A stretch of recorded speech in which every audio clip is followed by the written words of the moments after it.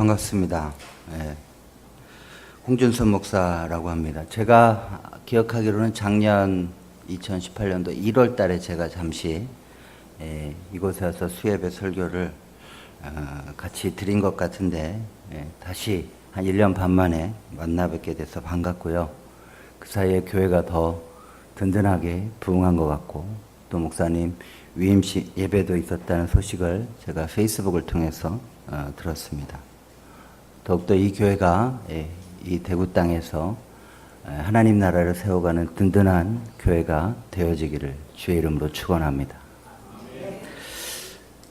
제가 올해 지금 안식월로 잠깐 한국에 나와 있는데 한국에 나오기 전에 사실 일본의 코스타의 강사로 잠깐 갔다 오면서 또 한국에 와서 이곳저곳에 집회가 좀 있어서 다니면서 느낀 것은 우리가 기독교의 본질, 핵심을 잘 알고 있는 것처럼 보이지만 의외로 잘 모르고 있구나 하는 생각을 많이 해봤습니다.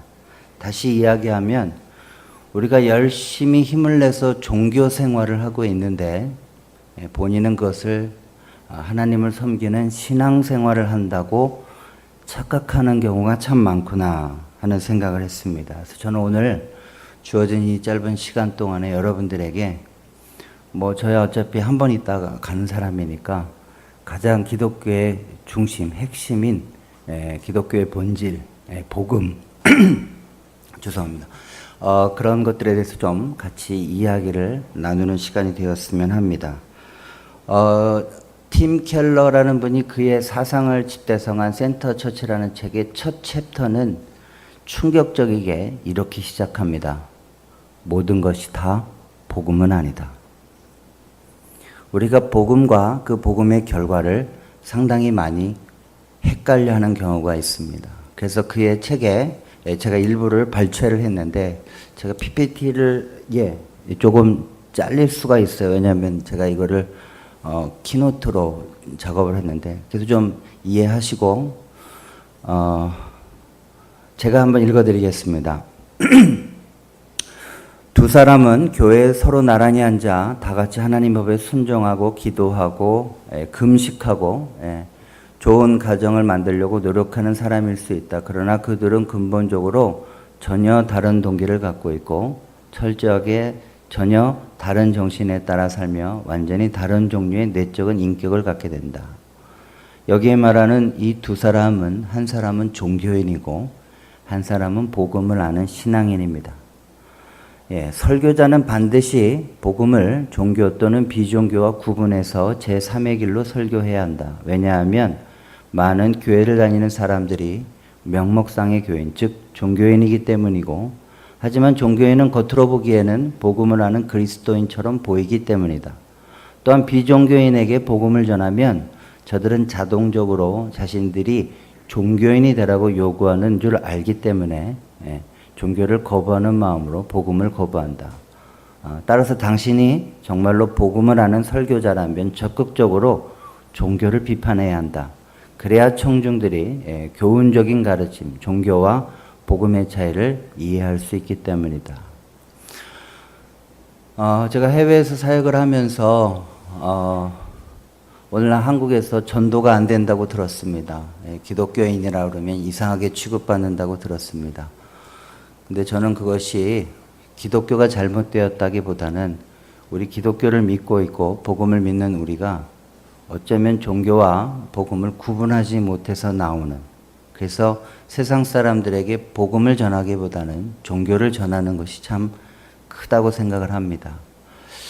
혹시 오늘 이 자리에 앉아서 목사님이 좀 세게 나오시는 것 같은데 우리 보고 종교인이라고 하는 거 아니냐, 그런 말은 아니고요. 혹시 오늘 이 밤에 좀 확인을 해보시면서 이게 기독교의 본질이구나, 이것이 바로 종교와 다른 복음의 특징이구나, 한번 그것들을 확인해 보시면서 저는 여러분들이 계속해서 복음을 아는 건강한 그리스도인으로 성장해 가시고 또 그렇게 이 교회가 건강한 복음을 아는 그리스도인들이 세워지는 그런 부흥하는 교회가 되기를 주의 이름으로 축원합니다. 사실 근데 이 이야기를 최초로 한 것은 팀 켈러가 아니고요. 사실은 사도 바울 선생님이었습니다. 그가 AD 49년도에 여러분이 성경 공부를 하셔서 알겠지만 갈라디아서가 사도 바울이 쓴 최초의 편지입니다. 그런데 그가 AD 49년도에 되게 급하게 흥분해서 이 편지를 쓴 이유는 사도 바울이 갈라디아 교회를 잘 개척을 하고 난 다음에 얼마 안 지나서 자칭 유대 예루살렘에서 파송되었다고 하는 거짓 선지자들이 와서 이렇게 얘기합니다. 그래, 너희들이 사도 바울이 전하는 복음을 믿었다니 참 다행이구나. 그런데 너희가 정말로 하나님을 기쁘시게 하려면 그것으론 부족하다. 그러니 너희가 유대인이 되어서 유대인이 행했던 것들, 종교적인 것을 행해야 한다 라고 가르치자 사도 바울이 흥분을 해서 복음은 종교와 다르다 라고 하는 취지로 쓴 서신서가 바로 이 갈라디아서입니다. 그래서 저는 오늘 여러분들과 함께 이 이야기들을 좀 같이 이야기해 보고자 합니다. 첫 번째로 제가 그러면 먼저 가짜부터 얘기를 해야 되겠죠. 뭐가 종교일까요? 종교는 첫 번째로 한 장 더 넘겨주시면 순서를 바꾸는 겁니다. 자, 오늘 본문 7절입니다. 7절 한번 읽어보겠습니다. 시작. 여러분들은 쉬운 성경 버전이 아니시죠? 제가 쉬운 성경 버전이니까 혹시 앞에를 보고 읽으실 수 있으면 한번 읽어주시면 감사하겠습니다.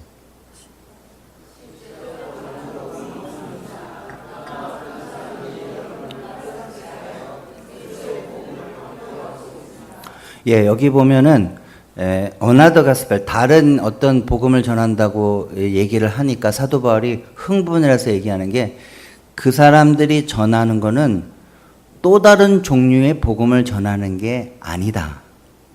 그건 아예 복음이 아니다. 그렇죠? 영어 성경에 보면 which is really no gospel at all 이렇게 썼으니까 그건 전혀 복음이 아닌 것이다. 이렇게 얘기를 하고 있습니다. 그런데 그들이 전하는 복음의 특징은 뭐냐? 너희를 혼란스럽게 하여 그리스도의 복음을 바꾸려 하고 있다라고 나와 있어요. 근데 재밌는 말은 이 바꾸다라는 단어의 원어의 뜻은 순서를 뒤집는다라는 뜻입니다.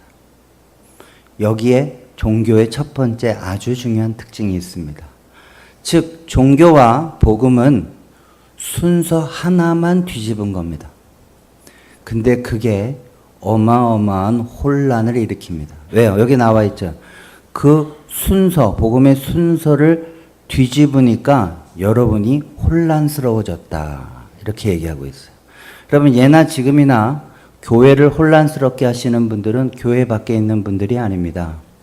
대부분 교회에서 다른 분들과 여러 성도들을 힘들게 하시는 분들은 사실은 복음인이 아니라 종교인입니다. 교회 내에 종교인이 많아질수록 교회는 혼란스럽게 됩니다.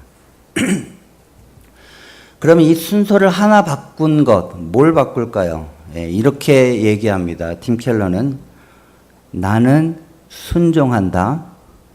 그러므로 받아들여진다. 이게 종교고요. 복음은 나는 받아들여졌다. 그러므로 기쁘게 순종한다. 이것이 복음입니다. 감이 안 오시죠, 아직? 뭐가 문제인고? 뭐 이렇게 얘기하실 텐데, 지금부터 그 얘기를 좀 해드리겠습니다. 그래서 팀 켈러는 그의 책에 이렇게 얘기합니다. 오늘날 복음주의, 교회의 전형적인 오류, 그래서 우리가 의도하지 않았지만 종교인을 만들어내는 실수는 바로 이렇게 얘기하죠. 여러분들이 그리스도께 순복하고 거기에 바른 신념과 행동을 더해야지만 가능하다고 얘기합니다. 여러분들은 종종 그리스도께 자기의 삶을 드리라는 권유를 종종 받습니다. 그리고 예수님을 자기의 삶에 모시라는 말도 덧붙입니다. 이 모든 말은 다 맞는 말입니다. 그러나 순서를 뒤집으면, 잘못 얘기하면 마치 우리가 구원을 받으려면 하나님을 굳게 믿고 거기에 소위 종교적인 헌신과 행위를 계속 유지하고 지속하는 것에 너의 구원이 달려있다고 이야기하는 것과 같습니다. 그것은 더 나아간다면 우리의 믿음의 수준에 따라 우리의 구원이 좌우된다고 가르치는 것과 같습니다. 복음은 그런 것이 아니죠. 자, 그러면 사도 바울은 이 순서 하나 바뀐 것 같고 뭘 그렇게 흥분을 하고 있느냐? 이유가 있습니다. 왜냐?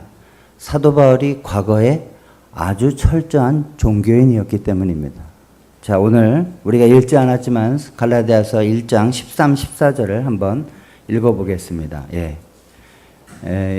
제가 보기에 좀 PPT가 좀 잘리니까요. 여러분들이 갖고 있는 성경 갈라디아서 1장 13, 14절을 좀 읽어주십시오.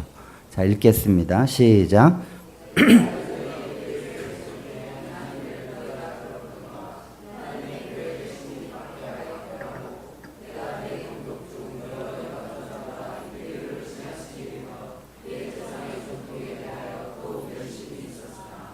여기 보면은 사도 바울이 간증을 하는 대목인데 여기 13, 14절은 자기가 예수님 믿기 이전의 삶에 대한 이야기를 합니다. 왜냐 여기 영어 성경 보면 My previous way of life in Jerusalem 이렇게 써 있어요. 내가 옛날에 예루살렘에 있었을 때 얘기를 너희가 들었거니와. 그러니까 자기가 종교인이었을 때죠. 그때 그가 했던 가장 중요한 두 가지는 뭐냐? 첫 번째로 열심히 교회를 박해한 일. 두 번째는 뭐냐? 내가 다른 종교인보다 가장 월등했던. 거기 영어 성경 보면 뭐라고 나왔냐면 I was advancing in Jerusalem beyond my Jews of my own age 라고 했어요. 이 말은 뭐냐?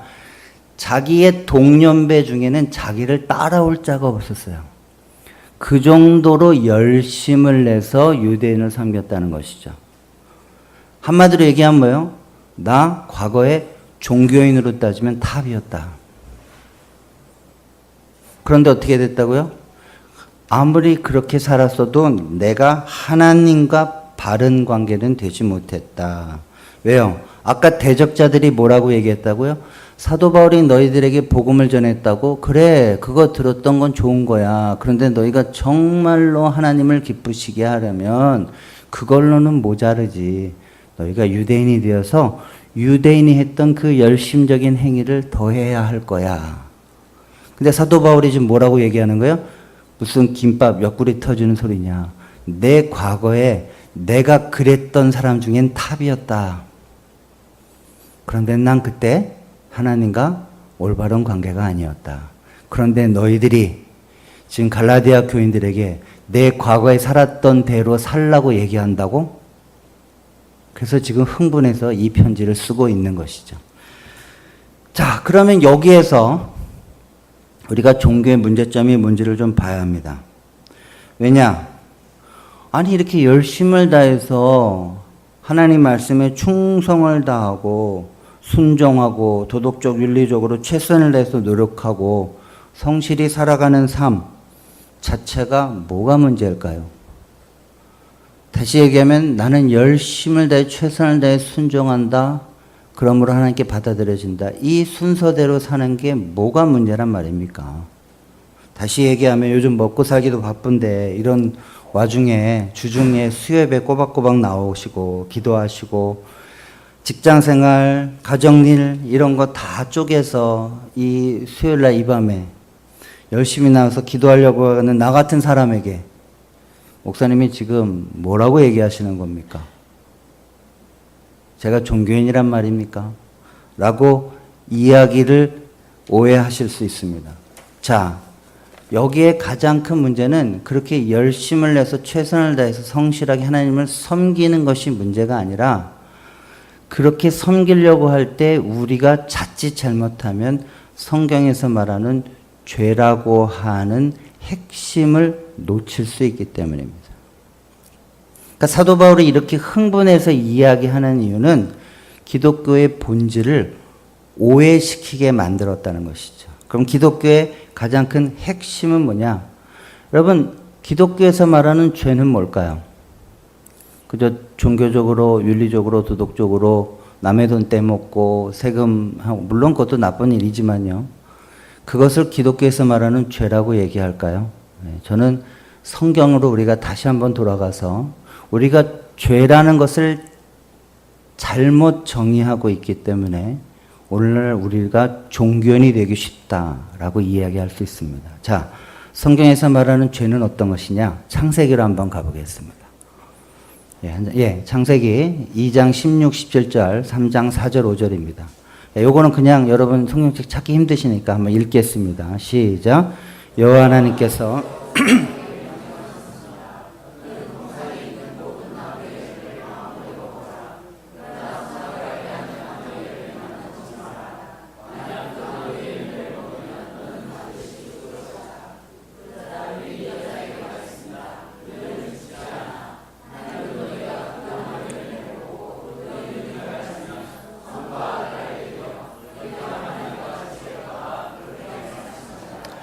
여러분이 한번 상상을 해보겠습니다.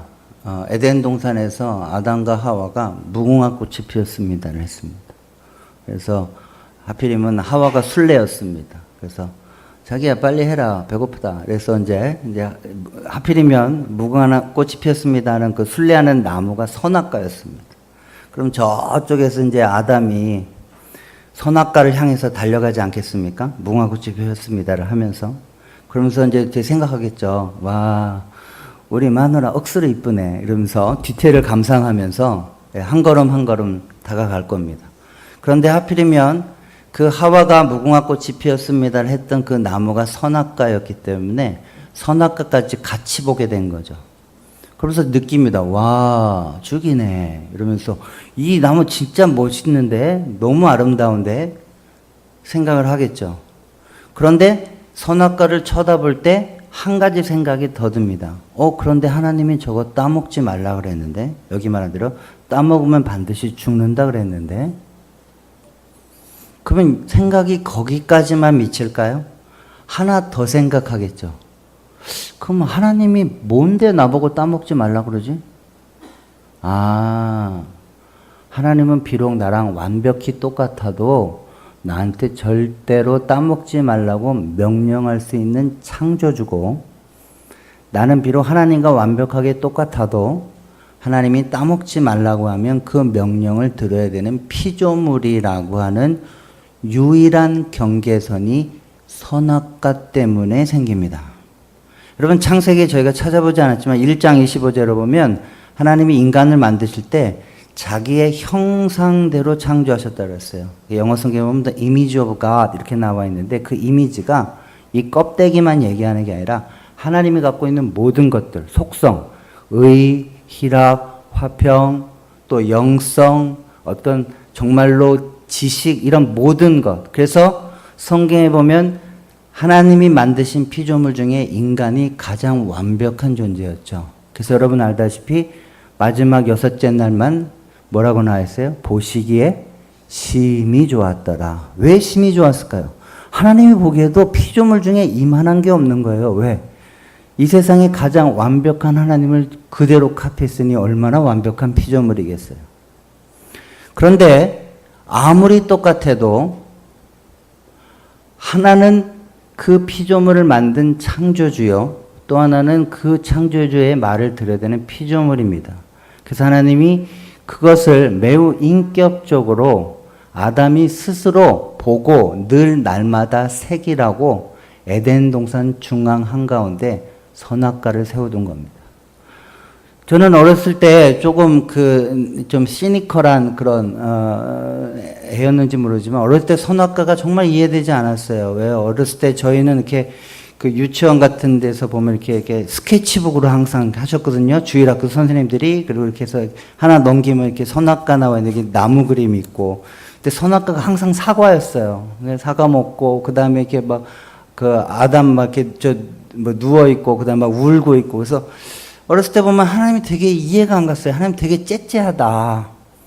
그 사과 하나 먹은 것 가지고 뭐 내쫓고 막 예수를 죽이네 살리네 하고 막. 그래서 선악과, 그리고 선악과 존재 자체가 없으면 얼마나 좋았냐. 왜 그거 뭐 이렇게 따먹고 그 동산 한가운데 놓고 뭐 보암직하고 먹음직하고 마치 뭐 유혹하는 것처럼 이해를 못했어요. 그러나 나이가 들어서 선악과가 어떤 의미인지를 정확히 알게 됐어요. 선악과는 하나님은 창조주고 인간은 피조물이라는 걸 구분해주는 일종의 알람 장치예요. 그것도 인격적으로. 인간이 로봇가 아니기 때문에 스스로 보고 깨달으라고 하나님이 동산 한가운데다 날마다 보라고 해놓은 거예요. 여러분 동산 한가운데 있으면 360도에서 다 보이겠죠? 항상 인간은 이런 마음을 들여다. 내가 피조물 중엔 최고구나. 와, 나는 하나님이 최고의 카피구나. 와, 하나님이 나를 이렇게 만들어 주셨어. 너무 감사하네. 그러나 동시에 아니야. 그러나 나는 창조주는 아니지를 스스로 깨달으라는 거였죠. 그러니까 창세기 3장에 뱀이 나와서 인간을 꼬셨다 라고 이야기하는 거의 핵심 뭐냐. 이렇게 각색을 하시면 됩니다. 야, 너 인간 일로 와봐. 야, 너 하나님보다 못한 게 뭐 있어? 너 하나님이 갖고 있는 거 네가 다 갖고 있잖아. 너 이름 진 거 봤는데 우와, 어떻게 이름을 그렇게 짓냐? 그런데 네가 왜 굳이 하나님 말을 들어야 돼? 내가 보기에 너 하나님 할 자격이 충분한데? 그러니까 너 이거 따먹고 네가 하나님 해. 너 그럴 자격이 있어. 여기 밑에 보면 뭐라 했어요? 너희가 하나님 같이 될까 봐. 그러면 인간이 선악과를 따먹은 동기는 뭐라고요? 하나님 같이 되려고. 사랑하신 여러분, 이게 성경에서 말하는 죄의 정의입니다. 죄란 그저 종교적, 윤리적, 도덕적인 것이 아니라 피조물인 인간이 창조주이신 하나님을 하나님으로 인정하지 않고 본인이 하나님이 돼서 자기 마음대로 멋대로 산다고만 생각해요. 아니에요. 멋대로 살든지 자기 기준대로 선하게 착하게 살든지. 하나님을 인정하지 않으면 둘 다 죄인 거예요. 근데 우리는 하나님을 인정하지 않고 선하게 착하게 사는 거는 죄가 아니라고 생각해요. 제가 쉽게 이렇게 비유를 들어보겠습니다. 우리 서운철 목사님께서 제 아버지라고 쳐보겠습니다. 실제로는 제가 나이 많은 거 아시죠? 그래서 서 목사님이 제 아버지라고 치고 제가 아들입니다. 선악과 이전에, 선악과 따먹기 전에는 하나님이고 아들이라고, 아버지고 아들이라고 치면 이런 겁니다. 아버지 이거 많이 드세요. 아니야, 네가 이거 많이 먹어라. 관계가 너무 좋은 거예요. 근데 선악과 따먹은 걸 한마디로 얘기하면 갑자기 제가 같이 밥을 먹다가 아버지 앞에서 젓가락을 딱 내던지면서 야, 왜 내가 너보고 아빠라 그래야 되냐? 오늘부터 내가 아빠 할게. 이렇게 얘기한 게 선악과 사건인 거예요. 그런데 제가 밖에 나가서 친구들에게 용돈도 빌려주고 숙제도 대신 해주고 친구들이랑 너무 착하게 잘 지내고 학교에서 상까지 받아와요. 그래도 제가 아빠를 아빠로 인정하지 않으면 제정신입니까? 아닙니까? 아니죠? 예. 네. 여기 대구 같으면 막 쌍욕이 나왔겠죠. 이게 말이 안 되는 거죠? 여러분, 우리 종교라고 하는 게 이런 거라는 거예요. 하나님을 하나님으로 인정하지 않고 내가 하나님이 돼서 내 기준으로 착하고 선하게 사는 것. 그래도 똑같이 죄입니다.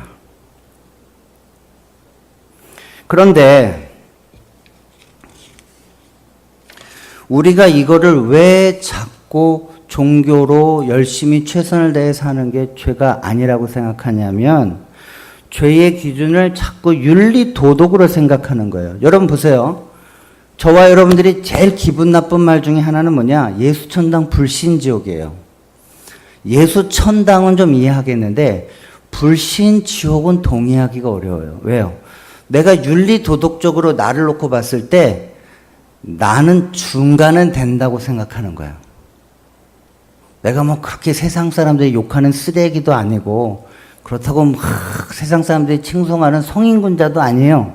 난 중간 정도는 돼요. 근데 내가 예수 하나 안 믿었다고 오늘 밤 죽으면 지옥 간다는 게 부당하게 느껴지는 거예요. 그것이 이 세상에 하나님을 인정하지 않고 윤리도덕적으로 사는 사람들이 대부분 갖고 있는 생각이에요. 제가 쉽게 이거를 비유를 해보겠습니다. 어떤 사람이 암 말기 환자입니다. 온갖 약을 썼지만 하나도 들을 수가 없었습니다. 죽을 날만 기다리고 있습니다.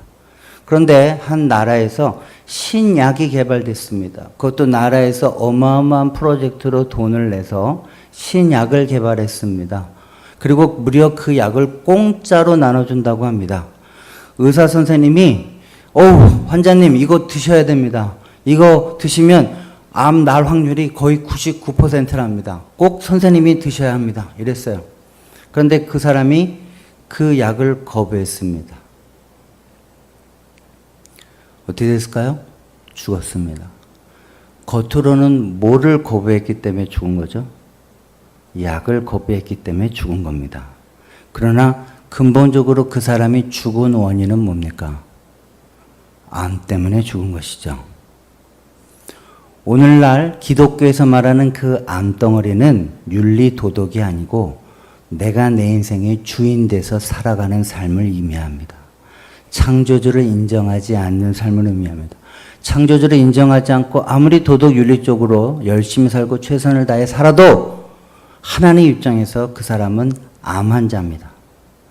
그래서 예수천당 불신지옥입니다. 사랑하시는 여러분, 예수 안 믿고 지옥 가는데 여러분 노력해서 지옥 가는 사람이 있습니까? 예수님 안 믿으면요 죽으면 자동으로 지옥 갑니다. 노력하지 않아도 갑니다. 그냥 갑니다. 그 말은 뭐예요? 지금 우리가 중간 단계에 있는 게 아니라 우리 모두가 하나님을 인정하지 않으면 다 암 환자라는 소리예요. 그런데 종교인들은 이렇게 착각을 하는 거예요. 이렇게 얘기하는 거예요. 아까 말한테 그렇게 얘기했는데 환자가 눈을 동그랗게 뜨고 이렇게 얘기해요. 선생님, 제가 얼마나 비타민제를 열심히 찾아 먹고 하루에 3시간씩 산책을 하는데 저보고 암 환자라니요. 이렇게 얘기하는 거예요. 제가 조금 더 다른 비유를 들어볼까요? 어떤 사람이 태평양 한가운데 빠져 있습니다. 구조정이 달려왔습니다. 선생님, 빨리 타셔야 합니다. 이게 마지막 배입니다. 선생님, 여기를 타셔야 됩니다. 근데 그 사람이 뭐라고 얘기하는 줄 알았어요? 이보세요. 제가 수영을 얼마나 잘하는 줄 아세요? 제가 전국체전에 나가서 금메달도 땄어요. 맞아요. 다른 사람보다 수영 잘하실 수 있습니다. 아니, 대마도까지 수영할 수 있습니다. 그래도 태평양 한가운데입니다. 빠져 죽는 건 똑같습니다. 아무리 종교적 윤리적으로 탁월해도 그 사람의 의는 누더기 같다고 성경이 의미하고 있고요. 또 우리가 하나님을 인정하지 않는 게 죄의 본질이라면 그 친구는 암 말기 환자이거나 태평양 한가운데 빠져 있는 것입니다. 여러분, 성경에 예수님이 한 말 중에 가장 위대한 말은 뭐냐? 심령이 가난한 자가 복이 있나니. 로마서를 보십시오. 로마서 1장부터 무려 3장 20절까지 온 인류가 죄 때문에 죽는 절망감을 표현하고 있습니다. 그리고 3장 21절에 드디어 그러나 이제는 너희 가운데 한 의가 나타났으니.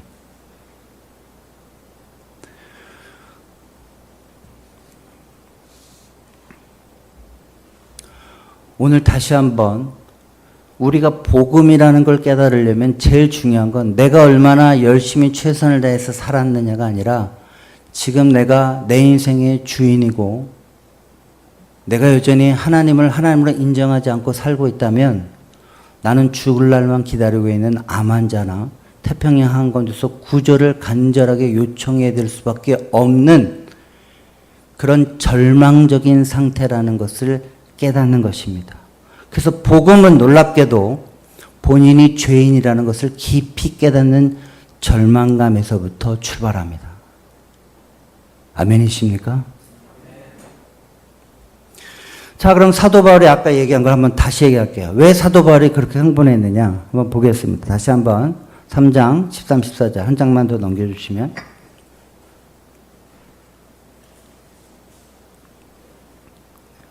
예, 한 장 더 넘겨주시면 돼요.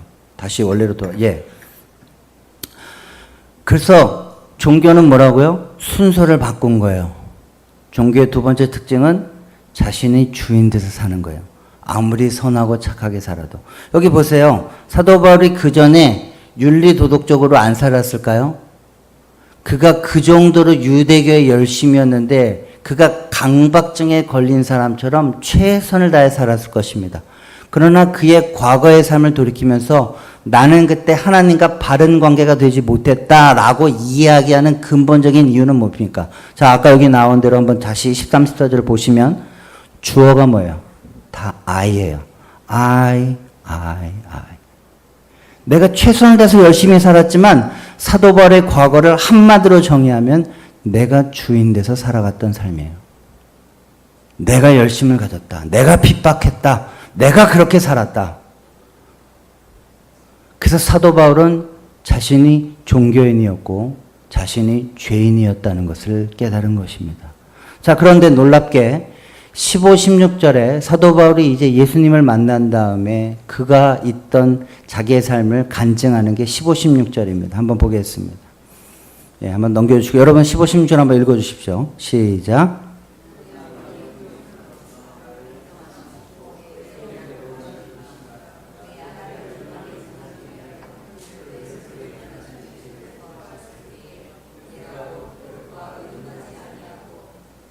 자, 뒤에 화장실 가셨나요? 안 계시나요? 한 장 더 넘겨주시면. 예. 없으시면 제가 읽겠습니다. 자, 아까 거기 나와 있는 대로 1장 15, 16절을 보시면 주어가 다 어떻게 바뀌었어요? 내가 해서 15, 16절은 어떻게 바뀌었죠? 그러나 제가 쉬운 성경을 읽게요. 그러나 내가 태어나기 전부터 하나님께서 나를 따로 세우셔서 은혜로 나를 부르셨고 그래서 나에게 하나님의 아들에 관한 복음을 이방인에게 전하게 하시려고 하나님께서 그의 아들의 이름을 내게 보이셨다. 다 하나님이잖아요. 주어가 바뀌었어요. 사도 바울이 그 전에 대단히 윤리 도덕적 종교적으로 탁월한 삶을 살았을지언정 그의 과거의 삶은 한마디로 자신이 주인 되는 삶이었습니다. 그러나 사도 바울이 은혜를 입고 난 다음부터 그의 삶의 주어는 다 바뀝니다. 여기 15, 16절을 한마디로 이야기한다면 무슨 말이냐? 예. 이것은 하나님의 전적인 주권과 은혜에 기인하는 일이다. 하나님은 아무 이유 없이 죄인을 선택하셔서 아무 이유 없이 죄인을 사랑하시고 구원하셔서 아무 이유 없이 오히려 그 죄인에게 하나님 나라의 일을 맡기신 것이다. 나의 나 된 것은 다 하나님의 전적인 은혜 때문이다. 그래서 복음은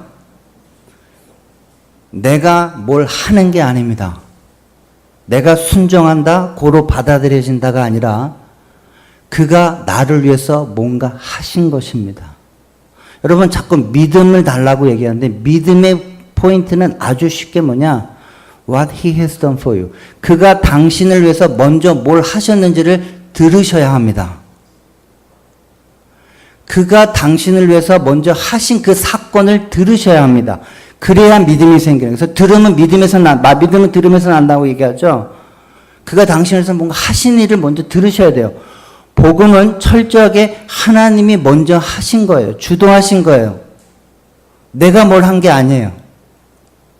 그가 나에게 하신 그 사건을 내가 인정한 것 때문에 내가 받아들여진 거예요. 내가 열심을 해서 내가 뭔가 한 것 때문에 받아들여진 게 아닌 것이죠.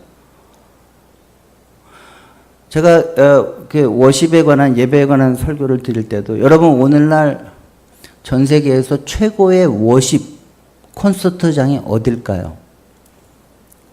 축구 경기장이에요. 호날두 메시가 드리블 한번 해보세요. 골 한번 넣어보세요. 모든 사람이 들고 일어나서 호날두와 메시를 워십합니다. 왜 그럴까요? 그래서 워십의 정의는 뭐냐? 하나님이 하신 것을 깨달아야 워십이 나오는 거예요. 거기 있는 사람들이 호날두 메시를 연호할 때 보세요. 최고의 예배자입니다. 호날두와 메시가 한 일을 보고 깨닫는 것이죠. 이런 축구 선수는 없다. 외계인이다. 등등. 그러니까 여러분들이 정말로 신앙이 세워지길 원하시고 믿음이 생겨지길 원하시면 성경이 한 말을 들으셔야 합니다. 성경은 이렇게 얘기합니다.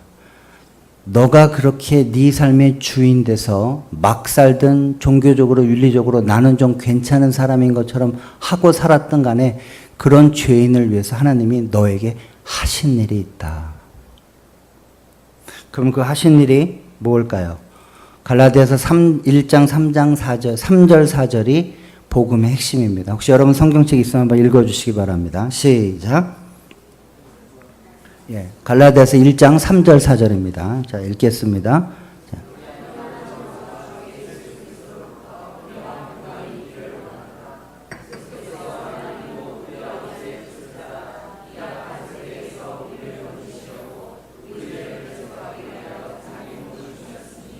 예, 거기 보면 분명히 이렇게 나와 있어요.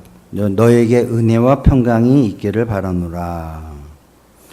예수님께서는 하나님 아버지의 뜻을 따라서 이 악한 세상에서 우리를 건지시려고 우리의 죄를 씻기 위해 자기 몸을 바치셨다. 첫 번째, 하나님의 하신 일, 목적.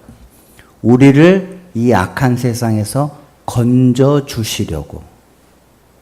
그러니까 성경은 어떤 거예요? 아까 전제를 하고 있어요. 성경은 지금 물에 빠져 있는 거예요. 말기 암 환자인 거예요. 전제를 그렇게 하고 있어요. 그런 너희들을 그 죄악에서부터 구출해 주시려고. 성경은 도덕윤리적으로 자기 개발을 하기 위해서 내가 더 잘 살기 위해서 사는 게 아닙니다. 더 better life를 위해서 사는 게 아닙니다. 성경은요, 목숨 건지는 겁니다. 가만히 있으면 자동으로 죽습니다. 물에 빠져 죽습니다. 암 걸려 죽습니다.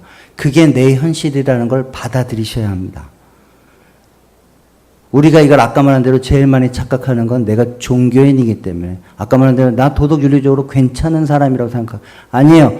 아무리 그래도 성경에서 말하는 것은 하나님을 창조주를 주인으로 인정하지 않으면 그 사람은 말기암 걸려있던 바닷가에 빠져있던 거예요. 그런데 그런 나를 그렇게 지독해도 하나님이 인정하지 않고 내가 내 인생의 주인이 돼서 내 기준으로 그렇게 살아가려고 하는 나를 건지시려고, 구출해 주시려고.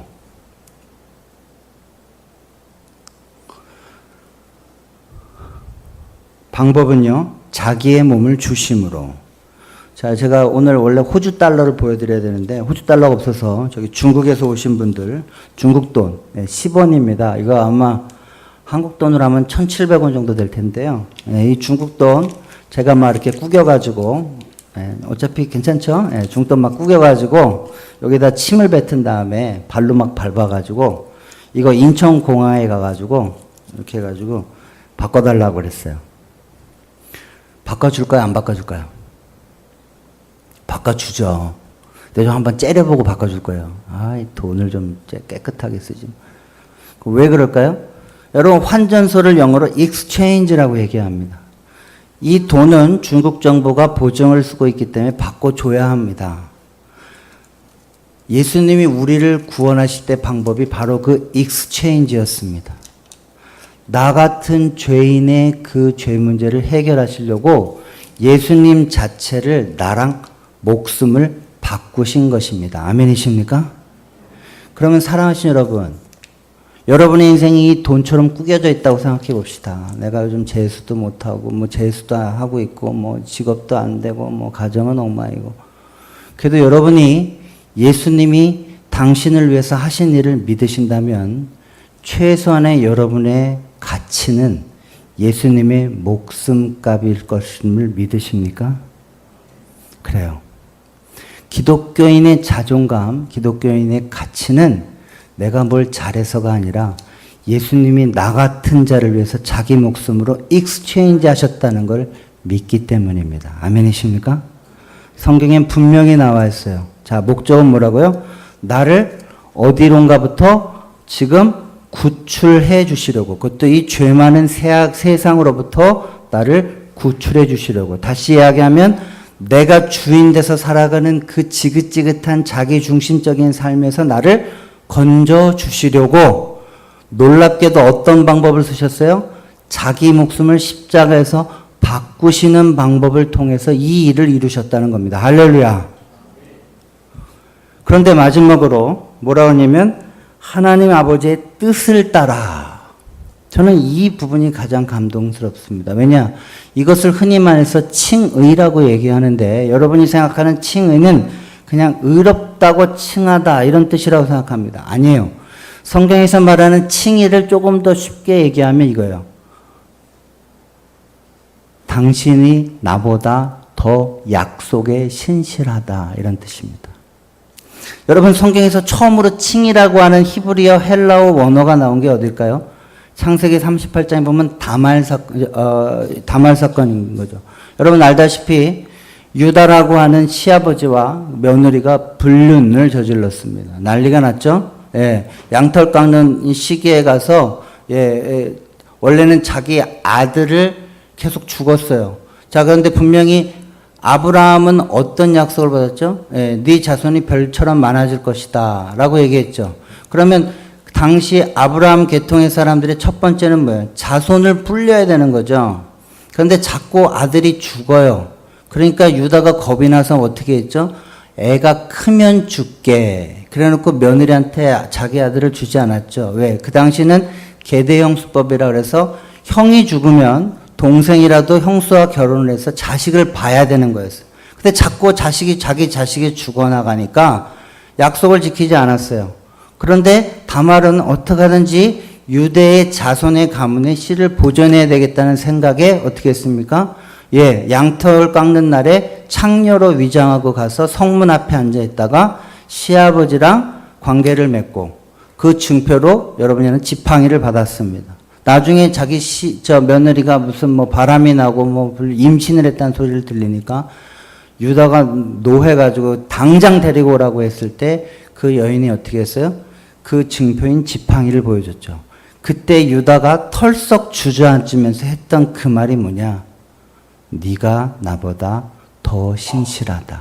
더 약속의 언약에 충실하다. 왜요? 실제로 하나님의 언약을 어기고 있는 사람은 누구였어요? 유다였죠? 다말은 그 가문에 있었던 하나님의 언약을 더 지키기 위해서 그것을 했어요. 여러분 이것이 칭입니다. 똑같습니다. 여러분 우리가 구약의 역사를 보십시오. 하나님이 뭐라고 얘기했습니까? 나는 너희의 하나님이 되어주고 너희는 나의 백성이 될 것이다.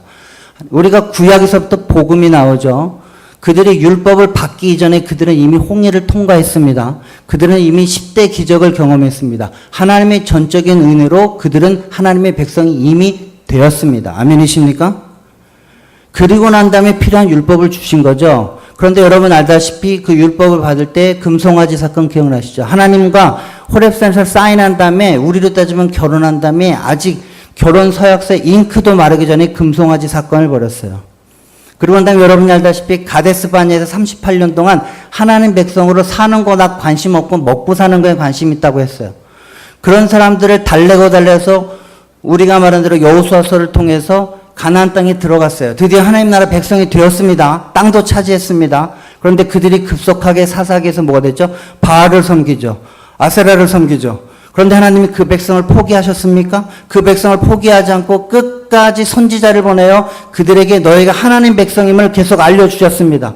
심지어 아합이라고 하는 그 못된 왕은 국교를 아예 바알 아세라로 바꿔버렸습니다. 그럴 때 하나님이 가장 위대한 선지자인 엘리야를 보내셔서 너희는 내가 택한 백성이고 나는 너희를 결코 포기하지 않고 나는 너희의 하나님이 되어주고 너희는 나의 백성이 될 거라고 계속 얘기하십니다. 그런데도 그들이 말을 듣지 않자 결국 이스라엘이 망합니다. 그러나 망한 다음에도 70년이 지난 다음에 놀랍게도 이방 나라의 왕이 이스라엘 백성들을 고향으로 돌아가라고 하는 놀라운 선포의 메시지를 보냅니다. 그리고 400년이 지나서 드디어 예수님이 오십니다. 이스라엘 백성이 언약에 한 번이라도 신실한 적이 있었습니까? 그런데 하나님께서는 그 백성을 일방적으로 선택하시고 계속해서 그들을 하나님의 백성으로 삼아 주셨습니다. 사랑하시죠 여러분, 오늘 우리나라도 마찬가지 아닙니까? 우리가 언제 하나님 믿는다고 제대로 얘기한 적 있습니까? 우리는 늘 내 삶에 내가 주인이 돼서 내가 원하는 것을 얻을 때는 하나님께 잘 나아가지만 내가 원하는 것이 잊혀지면 또 하나님을 금방 배신합니다. 얼마든지 세상으로 갑니다. 그럼에도 불구하고 하나님은 끝까지 우리를 포기하지 않고 오늘 여러분을 이 예배당 자리에 앉혀 놓으셨습니다. 할렐루야. 그것이 하나님의 칭의예요. 이것은 전적인 하나님의 은혜라는 소리입니다. 전혀 하나님을 하나님으로 생각하지 않고 여전히 내가 내 삶의 주인이 돼서 내가 그 어줍지 않은 종교와 윤리적인 내 선행을 가지고 마치 하나님 앞에 뭔가 복을 받아도 되는 사람인 것처럼 생각하고 있는 나에게 주님이 친히 찾아오셔서 당신이 나에게 했던 일방적인 약속을 끝까지 지키시기 위하여 결국 당신의 아들을 십자가에서 죽이고 그 목숨을 바꾸는 방법으로 오늘 우리를 하나님의 자녀로 삼아 주셨습니다. 이것이 복음이고 은혜입니다.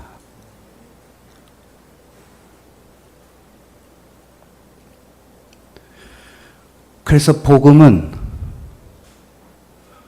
하나님이 당신을 위해서 하신 일을 먼저 알아야 합니다. 우리는 하나님 앞에서 입도 뻥끗할 수 없는 자들입니다. 전적으로 하나님이 다 하셨다고 고백할 수밖에 없습니다. 아멘이십니까? 그것을 그저 인정하고 받아들이면 놀랍게도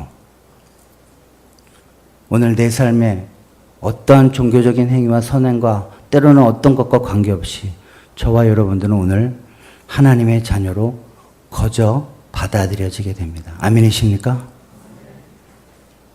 자, 그렇다면 마지막으로 이 순서를 기억하는 게 뭐가 그렇게 중요하냐 이겁니다. 우리 한 장만 더 넘겨주실까요? 예. 그래서 복음은 어떻게 해요? 그가 하신 일로 인해서 우리가 자유를 누리는 거예요. 자, 한번 요한복음 8장인데요. 진리가 너희를 자유케 한번 읽어보겠습니다. 좀 잘려도 괜찮습니다. 한번 읽어보겠습니다. 시작.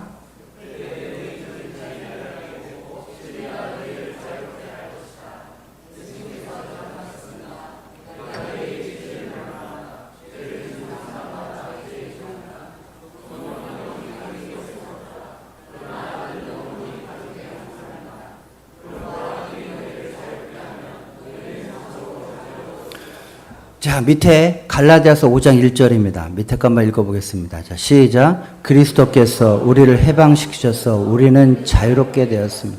그러므로 굳게 서서 다시는 종의 멍에를. 제가 갈라디아서 강의하면서 가장 감동스러웠던 건 복음을 자유라고 표현한 겁니다. 여기 혹시 영어 제가 호주권에 샀으니까 좀 이해해 주십시오. 여기 보면 it is for freedom that 이렇게 써 있어요. 강조용법이에요. 자유를 주시려고. it is 우리가 영어는 못해도 문법은 잘하잖아요. 그래서 it is 대신 강조용법이잖아요. it is for freedom. 자유를 주기 위하여. that 뭐 했어요? Christ had set us free. 완료형이야. 이미 우리를 자유케 하셨다는 거예요. 정말 자유를 주려고. 그런데 뒤에 보면 뭐라 했어요? stand firm 이렇게 나와 있어요. 굳건히 서서 너희가 다시는 종의 멍에를 매지 말라는 말은 뭐냐? 예수님이 우리를 뭔가로부터 자유케 하셔서 이미 십자가에서 아까 말했던 익스체인지에서 다 페이를 하셔서 우리를 자유케 하셨는데 그 자유를 우리가 까딱하면 누리지 못하고 다시 종의 멍에를 매일 수 있으니 조심해라 이런 뜻이에요. 왜 복음을 굳이 자유라고 표현했을까? 그래서 예수님도 뭐라고 했어요? 진리를 알지니 진리가 너희를 자유롭게 할 것이다. 자, 제가 이거를 마지막으로 얘기합니다. 복음을 여러분들이 이걸 정말 예수님이 하신 일이 나에게 전적으로 은혜를 베풀어서 그 일을 하셨다는 것을 먼저 믿으면 어떤 일이 발생하느냐? 여러분이 노예 생활을 하지 않습니다. 아이, 목사님 무슨 말씀입니까? 제가 지금 자유로운 대한민국을 살고 있는데 제가 노예라니요. 보세요. 왜 종교로 살면 여전히 노예인지를 한번 설명해 드리겠습니다. 여러분, 종교라는 말은 결국 뭐냐? 내가 주인 되는 삶이죠. 아까 말한 대로. 근데 내가 주인 되는 삶을 쉽게 얘기하면 이거예요. 6살짜리가 아빠를 아빠로 인정하지 않았어요. 아까 죄가 그런 거라 했죠? 자기가 아빠 노릇을 해야 하려고 그래요. 불안한 거예요. 여러분, 그래서 자기가 주인 된 사람의 첫 번째 특징이 뭐예요? 인간의 본질적인 거. 두려운 거예요. 불안한 거예요. 그래서 예수님 믿으면 첫 번째 특징이 뭐예요? 샬롬이에요. 아멘? 6살짜리가 혼자 살면 두려운 거예요. 무서운 거예요. 그런데 그 6살짜리가 자기가 여전히 아버지 노릇을 해도 괜찮은 존재라는 걸 증명하려고 뭘 하느냐? 이 세상의 세속적인 사람들은 돈이나 성공을 따져요. 그래서 어때요? 야, 나 이 정도 돈 벌었어. 나 이 정도 성공했어. 나 괜찮은 사람이지? 증명하려고 하는 거예요. 자, 종교적인 사람 어떤 거요? 아, 나 열심히 새벽 기도 다니잖아. 나 뭐 이것도 하고 나 이렇게 착하게 살잖아. 그러니까 내가 아버지 없어도 나 괜찮은 사람이지를 증명하려는 거예요. 그러니까 아까 제가 처음에 얘기했다시피 복음 말고 세속과 종교가 제3의 길로 설명해야 된다는 말은 세속이나 종교나 둘 다 똑같이 자기가 주인 돼서 자기의 가치를 증명하는 삶을 사는 거예요. 자, 그런데 여러분이 말한 것처럼 돈이나 성공이나 이런 걸로 자기 가치를 증명하려고 해봅시다. 돈 벌려고 해요. 성공해 보려고 해요. 잘해서 출세해 보려고 해요. 그러면 어떻게 돼요? 거기에 과도하게 자기의 가치를 증명하려고 기댄 나머지 그게 자기의 주인이 되는 거예요. 그래서 저기에 종이 되는 거예요. 여러분 돈 번 사람들 보세요. 돈 번 사람이 돈에 자유로울 것 같아요? 훨씬 더 자유롭지 못해요. 출세 때문에 자기를 증명하는 사람. 그거 하나 안 돼 보세요. 난리 납니다. 여러분 왜 학교 공부하는 애들이 왜 자살합니까? 왜 여러분 자녀들 꼴찌 둔 부모님들 기뻐하시기 바랍니다. 그 아이는 절대 자살하지 않습니다. 전교 1, 2등 한 애들이 자살하죠. 왜요? 성적이 자기의 존재의 전부예요. 그걸로 다 칭찬받고 인정받았어요. 근데 그게 무너졌어요. 어떻게 해요? 자기는 못난 사람이 되고 자기는 쓸데없는 사람이 되고 무가치한 사람이 되는 거죠. 성적이 별거 아니지만 그게 자기의 뭐가 돼요? 존재의 가치가 돼요. 혹시 가족에게 목숨 거시는 분들, 우리 사모님들, 오늘부터 그냥 다 내버리십시오.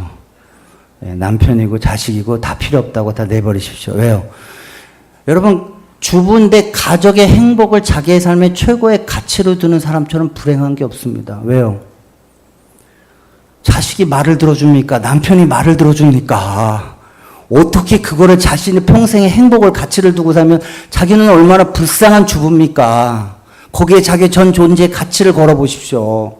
자녀 양육에 자기의 가치의 존재를 걸어보십시오. 자식이 막 망하고 힘들면 어떻게 해요? 다 자기가 망한 것처럼 보이잖아요. 그건 거예요. 거기가 종인 게 되는 거예요. 그래서 이걸 팀 켈러가 뭐라고 했냐면 counterfeit God, 모조품인 하나님. 그런데 왜 종교는 거기서부터 우리를 자유케 하느냐? 보세요. 우리가 예수님께 받아들인 건 내가 열심히 노력해서 받아들였어요? 그분이 하신 일로 받아들여졌습니까? 그분이 나를 위해서 그냥 베푸신 걸로 우리가 받아들여졌죠. 아멘이십니까? 뒤집어 얘기하면 우리는 완전 날라리고 완전 그지였고 무슨 뭐 어디 고원에 있었던 애들이었는데 어느 날 갑자기 눈 떠보니까 삼성 이재용 집 회장의 아들이 된 거예요. 제가 여러분에게 질문하겠습니다. 이재용 아들이 뭘로 자기를 증명할 필요가 있을까요? 걔가 열심히 변호사 공부를 해서 자기를 증명할까요? 뭘 증명할까요? 그냥 한마디면 돼요. 우리 아버지 이재용인데요. 이렇게 얘기하면 끝나는 거죠. 그러니까 복음은 왜 우리를 역설적으로 자유롭게 하느냐? 내가 스스로 내 존재의 가치를 증명할 필요가 없어요. 아멘이십니까? 왜요? 하나님이 이미 우리 아버지로 그냥 삼아 주셨기 때문에. 그래서 우리는 복음만 알고 있는 사람이 세속도 안 되고 종교는 또 왜 안 될까요? 아까 말했죠. 내가 열심히 산 것 가지고 내가 하나님께 증명을 가치를 될 거예요. 그러니까 여러분들이 노상 새벽 기도 나오다가 하루 안 나면 어떻게 돼요? 죄진 것 같고 이러니까 하나님이 기도 안 들어준 것 같고 그렇죠? 왜 그럴까요? 내가 한 종교적인 행위로 하나님께 받아들여진다고 생각하니까 여러분들이 늘 신앙생활하는 게 빙벽을 타는 것 같아요. 어떤 일정한 수준을 열심히 하지 않으면 뭔가 하나님께 벌을 받을 것 같아요. 아닌 거예요. 여러분은 지금보다 더 개판으로 살아도 하나님이 선택하셨다면 하나님의 자녀가 되었습니다. 아멘이십니까? 왜요? 내가 한 일이 아니라 하나님께서 하신 일 때문에 내가 받아들여졌기 때문에. 그래서 종교가 됐든 세속이 됐든 이것은 끊임없이 자기를 증명해야 되고 자기 가치를 증명해야 하기 때문에 힘들어요. 거기에 자꾸 종이 돼요. 매여 있는 거예요. 그러나 하나님이 여러분을 일방적으로 사랑하셔서 자기 아들을 십자가에서 익스체인지하는 방법으로 여러분에게 전적으로 그분이 약속하신 것을 지키기 위하여 오늘 나를 선택하셨다면 사랑하신 여러분, 여러분은 진짜 자유롭게 살 수 있습니다. 아멘이십니까? 그런데 놀랍게도 정말 이 복음을 누리면 자유가 돼요. 저는 그래서 여러분들과 제가 보통 어디 설교하면 오늘 이 복음 시리즈고 두 번째 성화인데 여러분 복음을 자유라고 하면 성화는 자유를 지키는 것입니다. 아멘이십니까? 종교 윤리적으로 더 높은 위치로 올라가는 건 그게 종교적인 성화고요. 복음의 성화는 예수님이 이미 하신 그 일을 내가 굳건히 또 새기고 또 새기고, 아까 말한 스탠드 펌, 리마인딩하고 리마인딩해서 내가 절대 나를 증명하는 삶으로 사는 게 아니라 하나님이 내게 베푸신 은혜로 자유롭게 사는 것을 추구하는 삶이 성화인 줄로 믿으시기를 주의 이름으로 축원합니다. 그런데 이렇게 살면 어떻게 되느냐? 놀랍게 이렇게 됩니다. 우리 마지막 성경 구절 읽고 마치겠습니다. 다 같이 읽겠습니다. 시작. 나는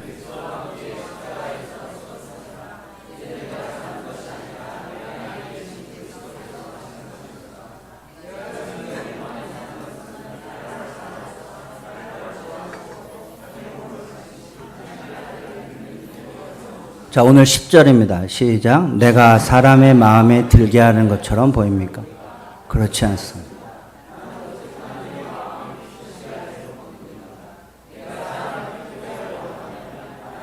또 종이라고 할 수 없습니다.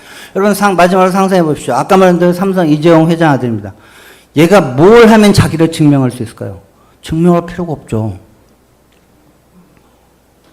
그럼 얘는, 난 평생 이렇게 막 놀고 살아도 돼? 놀고 살아도 되죠. 근데 얘가 이제 너무 놀고 살기에 심심한 거예요. 그러니까 어떻게 해야 돼요? 난 뭘 하면 되지? 근데 굳이 나를 증명할 필요가 없지만 그렇다고 이렇게 무료하게 살 수는 없어. 근데 생각해 보니까 내가 이렇게 된 게 다 우리 아버지 덕분이야. 아버지 너무 감사하다. 그리고 내가 뭐 굳이 나를 증명할 필요 없지만 다른 사람을 좀 도와주면 되지. 그래서 정말 복음을 느낀 사람만이 지긋지긋한 자기중심성, 자기를 증명하려는 그것에서 벗어나서 하나님 사랑과 이웃 사랑을 실천하고 산다는 거예요. 그래서 여기 나와서 내가 이제 죽었어요. 더 이상 내 가치를 스스로 증명하는 나는 죽었어요. 그래서 지금부터는 어떻게 살아요? 하나님을 사랑하는 마음과 이웃을 섬기는 마음. 그래서 여러분 알다시피 기독교의 본질이 하나님 사랑, 이웃 사랑이라고 할 때 하나님 사랑과 이웃 사랑은 자기 중심성, 이 복음으로 내가 나 스스로를 증명할 필요가 없이 하나님의 은혜로 내가 하나님 자녀가 되었다는 걸 정말 믿는 사람만이 그렇게 살 수 있습니다. 아멘이십니까?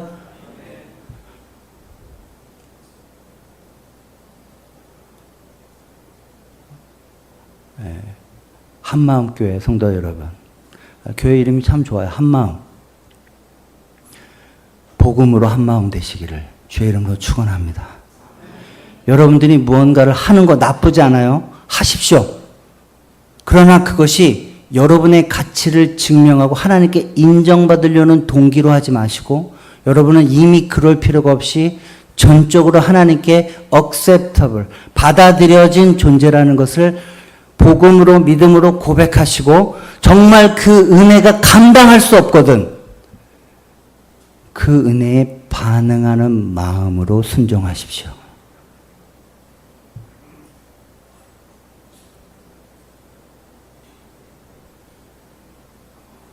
새벽기도 왜 나오니? 안 나오면 목사님이 싫어하잖아요. 가 아니라 내가 받은 은혜를 주체할 수가 없어서. 그래서 순서 하나 바뀌었지만 전혀 다른 인생이라는 걸 기억하시고 계속해서 예수님이 여러분들에게 하신 그 은혜를 기억하시고 제발 이 세상 사람들처럼 자기를 증명하려고 이 세상의 노예처럼 살지 마시고 주님이 이미 여러분을 자유케 하셨으니 그 자유를 굳게 붙드시고 그 자유를 주신 주님의 은혜에 감사하여 그저 하나님 사랑과 이웃 사랑으로 반응하며 살아가시는 진짜 복음을 아는 그리스도인들 다 되시기를